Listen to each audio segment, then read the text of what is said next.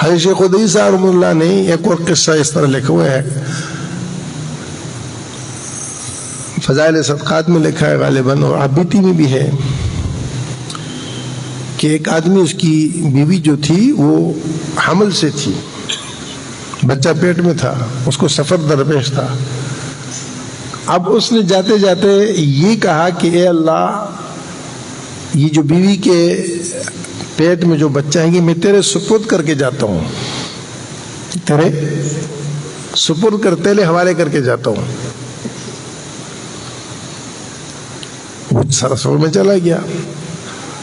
سفر سے جتنے عرصے کے بعد اس نے سفر تھا واپس آیا، تو جب پہنچا تو پتہ چلا کہ 1-2 دن پہلے اس کی بیوی کا انتقال ہو گیا، یا کچھ دن عرصے، اب وقت میرے ذہن سے نکل گیا ہے، لیکن کچھ وقت ہو گیا کہ انتقال ہو گیا۔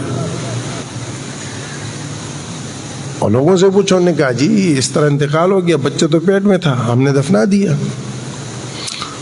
اس نے کہا میں نے بچے کو اللہ کے حوالے کیا تھا، اور اللہ جو ہے اپنے زمان کو ضائع نہیں کرتا۔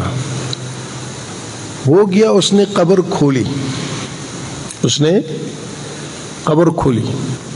جب قبر کھولی تو دیکھا کہ وہ بچہ ماں کے ساتھ کھیل رہا تھا، ماں پڑی ہوئی تھی اور بچہ اس کے ساتھ کھیل رہا تھا، بچہ بالکل ٹھیک تھا۔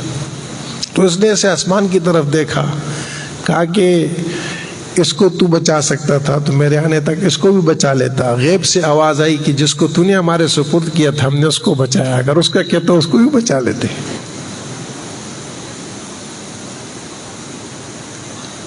یہ قصہ نہیں ہے، یہ ایمان ہے، یہ حقیقت ہے۔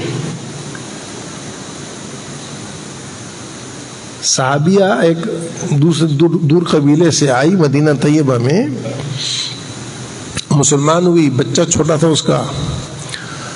تو اب مدینہ طیبہ کی جو شروع کی فضا تھی، آب و ہوا تھی، باہر سے آنے والوں کے لیے بڑی سخت تھی۔ یہ بات میں حضور پاک صلی اللہ علیہ وسلم نے دعا کی تو یہ فضا اور یہ ہوا بدل گئی۔ اس وقت اتنی سخت تھی کہ باہر سے آنے والے کو 2 چیزیں ہو جاتی ہیں، یا پیٹ کی بیماری لگتی تھی یا بخار آ جاتا تھا، اور بچنا مشکل ہو جاتا تھا۔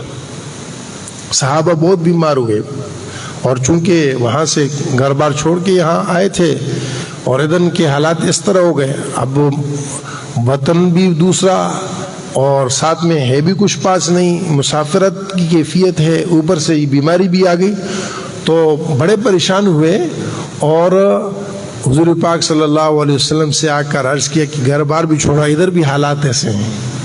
تو اس پر حضور صلی اللہ علیہ وسلم نے دعا مانگی پھر اللہ پاک سے، پھر اللہ پاک نے بدل دیا۔ اب سب فضاؤں میں بہترین فضا مدینہ طیبہ کی۔ اللہ وہ رحمت اور وہ بہاریں ہم سب کو نصیب کرے، اور وہاں کی بدبختی سے اللہ بچائے، وہاں کی بدبختی سے اللہ بچائے۔ جس نے وہاں بدبختی کا اظہار کیا اس کو دنیا میں ٹھکانہ نہیں ملے گا۔ ایمان تو سلب ہوتا ہی ہوتا ہے، ایمان کے ساتھ ساتھ پھر دنیا اس پر اللہ تنگ کر دیتا ہے۔